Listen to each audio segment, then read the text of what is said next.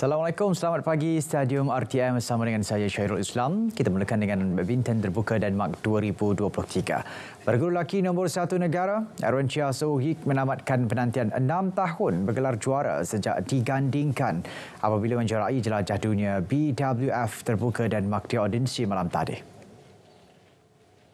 Pada aksi final di Arena USK Bank, pilihan kelima kejohanan itu menundukkan pasangan Indonesia Muhammad Shokibul Fikri Bagas Maulana 21-13, 21-17 dalam tempoh 33 minit.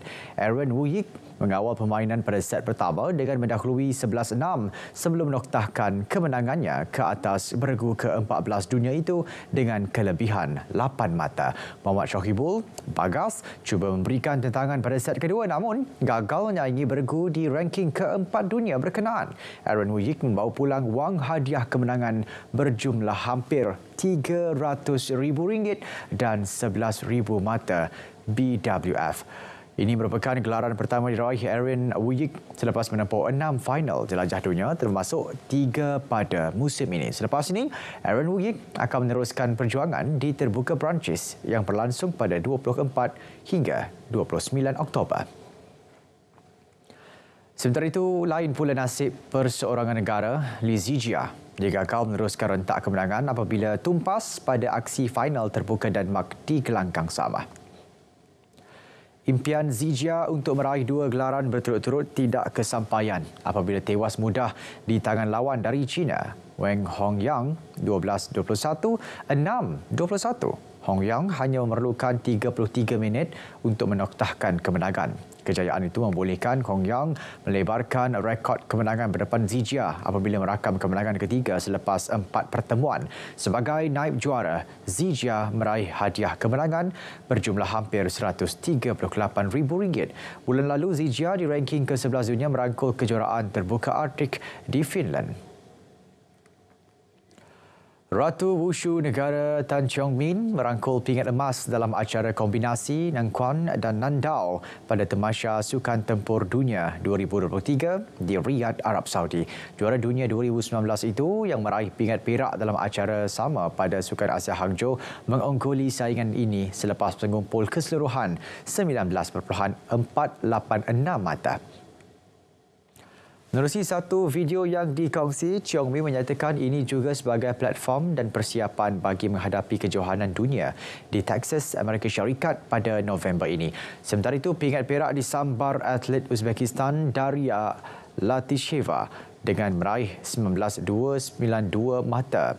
Manakala gangsa menjadi milik wakil Iran Hania Rajabi selepas mengumpul 18.950 mata. Dalam pada itu, Malaysia turut menuai gangsa dalam acara kombinasi Jiangsu dan Qiangsu wanita menerusi Pang Puyi yang mengumpul keseluruhan 19.392 mata dalam saingan final. Tamasya Sukan Para Asia edisi ke-4 di Hangzhou, China membuka tirai secara rasmi malam tadi. Seramai 3,000 atlet dari lebih 40 kontingen akan bersaing merebut 566 pingat emas yang dipertandingkan. Upacara pembukaan berlangsung di Stadium Sukan Olimpik Hangzhou yang juga dikenali sebagai Big Lotus. Acara berlangsung deriah dihiasi pancaran cahaya berwarna-warni dan pelbagai persembahan yang memukau. Kontingen Malaysia yang mengenakan busana berwarna hitam dan kelabu diletakkan dalam giliran ke-21 bagi pearakan masuk. Ini menyaksikan 26 atlet dan 22 pegawai berarak diketuai Chatty Mission KM Rajendran. Sementara atlet badminton Muhammad Iko Ramli dan atlet lompat jauh Nani Shakira Zawawi menggalas tugas bersama membawa jalur gemilang. Seramai 113 atlet negara akan membawa cabaran dengan sasaran untuk membawa pulang 35 pingat keseluruhan. Malaysia menyertai 14 daripada 22 sukan yang dipertandingkan di bumi Hangzhou.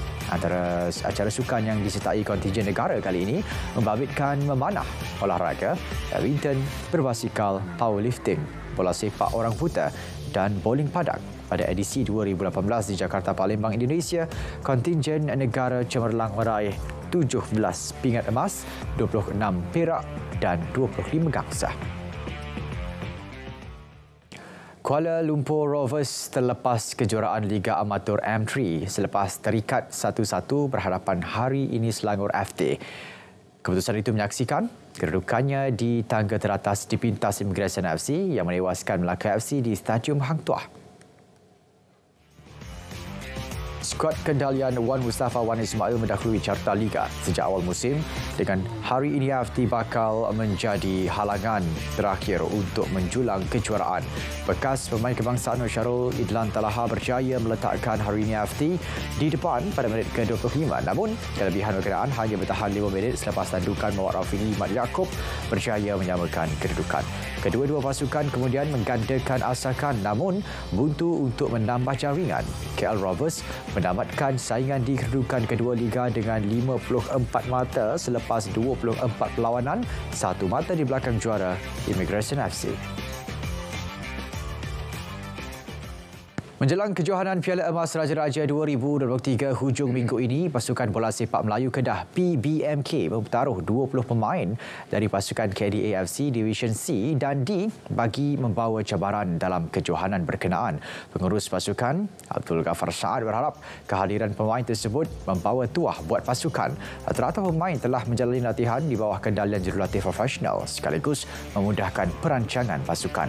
Mereka berpengalaman beraksi dalam Piala Presiden dan belia. Bagaimanapun, PBMK perlu mengatur strategi sesuai dan mengambil langkah berhati-hati untuk menewaskan juara bertahan iaitu pasukan Selangor.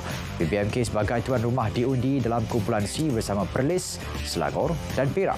Saingan kumpulan C akan berlangsung di 2 venue perlawanan melibatkan Stadium Mini MPKP Citra dan Padang Mada Ampang Jajar. Beralih ke kejuaraan Kapri Malaysia, pelumba pasukan Petronas Sprinter Yamaha CKJ Racing Muhammad Akiz Aziz mengesahkan gelaran juara keseluruhan kelas CP150 pada pusingan ke-9 selepas mengumpul 166 mata. Kemenangan ini turut menyaksikan pasukan CKJ Racing mempertahankan takhta kejuaraan pasukan kelas berkenaan. Beraksi di litar tangkak gantingan dua pelumba pasukan Ahmad Afif Amran dan Mat Akiz Aziz mawirkan aksi cemerlang.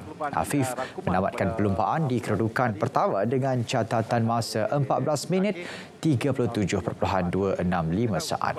Manakala rakan sepasukan, Akid meraih tempat kedua dengan jurang hanya 0.72 saat di belakang Afif. Meskipun menamatkan perlumbaan di tempat kedua, prestasi keseluruhan sepanjang musim dengan hanya sekali terlepas menaiki podium, kedudukan Akid sukar digugat dari meraih gelaran juara keseluruhan. Tempat ketiga pula menjadi milik Wawad Haziq Fairuz dari pasukan Petronas Sprinter Yamaha Maju Motor yang melintasi garisan penamat dengan catatan 14 minit 38.924 saat. Sementara itu bagi kategori CP125 pula, Muhammad Irfan Haikal Amidi dari pasukan Bad Lab Honda KC Racing meraih kemenangan di litar tangkap. Manakala pelumba Jetron Yamaha YY Peng Racing Khairi Ashraf di tempat kedua dengan catatan masa 11 minit 40.948 saat. Hafiza Rofa dari 1XOXT KKR Racing meraih kedudukan ketiga dengan catatan masa 11 minit 46.707 saat. Kelas yang disifatkan sebagai lubuk bakat, Wira KBS pula menyaksikan Adib Arsyad dari pasukan Yamaha Extremo 27 Racing mengungguli tempat pertama. Turut menaiki podium, Farish Iqmal dari pasukan Bad Lab Honda KC Racing dan pelumba Yamaha Extremo 27 Racing, Emil Izzah Izwan, masing-masing di kedudukan kedua dan ketiga.